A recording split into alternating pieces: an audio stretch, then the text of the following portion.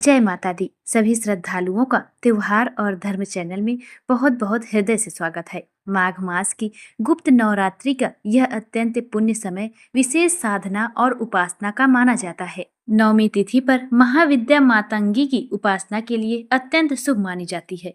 यदि आप अष्टमी तिथि के दिन माँ बंगलामुखी की पूजा विधि और उनकी कथा विस्तार में जानना चाहते हैं तो उनसे भी संबंधित वीडियो आपको यूट्यूब पर मिल जाएंगी, उसे अवश्य देख लें। आज के इस वीडियो के अंतिम भाग में आप महाविद्या मातंगी की संपूर्ण कथा के साथ साथ यह भी जानेंगे कि गुप्त नवरात्रि के अंतिम दिन कन्या पूजन किस प्रकार किया जाता है, किस विधि से पूजा करनी चाहिए और किस प्रकार नवरात्रि व्रत का समापन किया जाता है।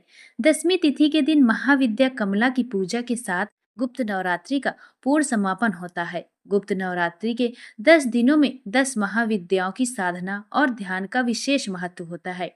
यदि किसी कारणवश आपने केवल अष्टमी या नवमी तिथि की ही पूजा की हो या केवल 3 कन्याओं का पूजन किया हो, तब भी आपको 10 महाविद्याओं का स्मरण और ध्यान अवश्य करना चाहिए, क्योंकि ध्यान मात्र से ही साधना का फल प्राप्त होता है।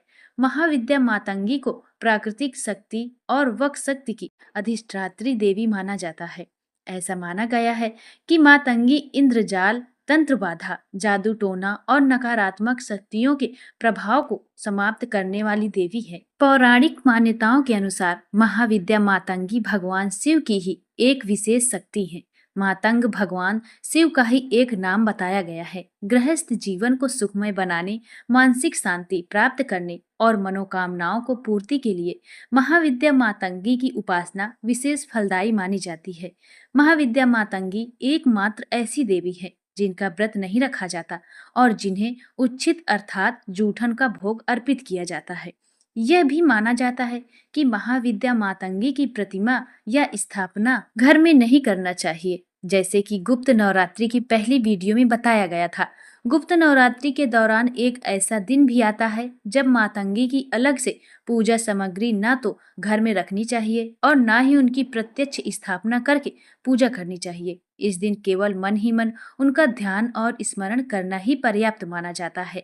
एक पौराणिक कथा के अनुसार एक बार भगवान श्री हरि विष्णु अपनी पत्नी माता लक्ष्मी के साथ भगवान शिव और माता पार्वती से मिलने कैलाश पर्वत गए। वे अपने साथ कुछ उत्तम भोजन सामग्री भी लेकर गए और भेंट स्वरूप भगवान शिव को अर्पित की। भगवान शिव और माता पार्वती ने उस भोजन को ग्रहण किया। भोजन करते समय कुछ अंश पृथ्वी पर गिर गए। उन्हीं गिरे हुए भोजन के कणों से एक श्याम वर्णा देवी का प्राकट्य हुआ, जिन्हें आगे चलकर मातंगी के नाम से जाना गया। देवी का प्रादुर्भाव उच्छित भोजन से होने के कारण उनका संबंध उच्छित पदार्थों से माना गया है और इसी कारण पूजन भी जूठन के भोग से की जाती है। महाविद्या मातंगी का स्वरूप माता सरस्वती से मिलता जुलता माना जाता है, इसलिए उनका ध्यान करने से विद्या, बुद्धि, कला और संगीत में विशेष उन्नति होती है तथा वाणी में मधुरता आती है। माँ मातंगी की कृपा से साधक को तंत्र बाधाओं, मोह माया और नकारात्मक प्रभाव से मुक्ति मिलती है। यदि किसी व्यक्ति पर किसी प्रकार का जादू टोना या नकारात्मक प्रभाव होने की आशंका हो तो वह मन ही मन महाविद्या मातंगी का ध्यान करे, उससे रक्षा की प्रार्थना कर सकता है। महाविद्या मातंगी को महापिशाचनी, राज मातंगी, सुमुखी, वैश्य मातंगी और कर्ण मातंगी जैसे अनेक नामों से भी जाना जाता है। इन्हें दक्षिण और पश्चिम दिशा की अधिष्ठात्री देवी भी माना जाता है। एक अन्य कथा के अनुसार मातंग ऋषि ने कठोर तपस्या के द्वारा देवी को कन्या रूप में प्राप्त किया। जब क्रूर और विनाशकारी शक्तियों के दमन की आवश्यकता हुई, तब त्रिपुर सुंदरी के नेत्रों से एक तेज प्रकट हुई, जिससे देवी काली ने श्यामल रूप धारण कर राज मातंगी के रूप में प्रकट होकर मातंग ऋषि की रक्षा की। महाविद्या मातंगी का वर्ण गहरे नीले या श्याम रंग का होता है।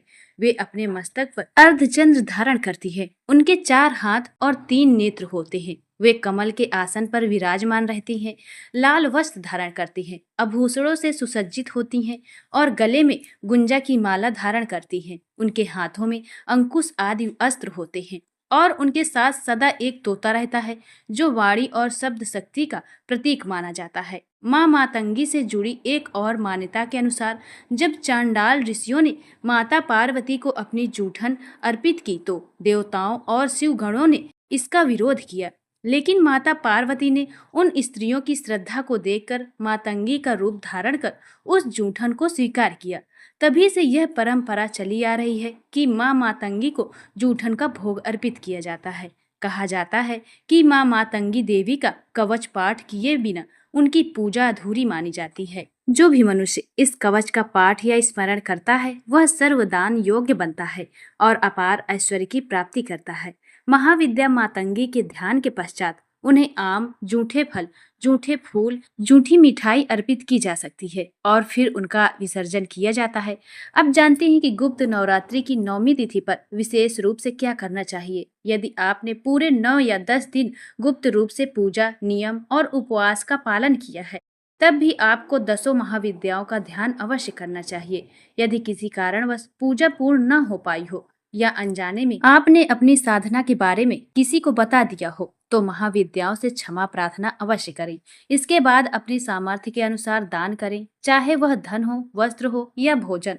दान का सर्वोच्च तरीका यह माना जाता है कि आप गुप्त रूप से मंदिर की दान पेटी में दान दे सकते हैं। श्रृंगार सामग्री किसी सुहागी महिला को दान दें या स्वयं उपयोग करें। अक्षत चिड़ियों के लिए छत पर डाल सकते हैं। जिस दिन कन्या पूजन करें उस दिन कन्याओं के चरण स्पर्श कर आशीर्वाद लेना अत्यंत शुभ माना जाता है।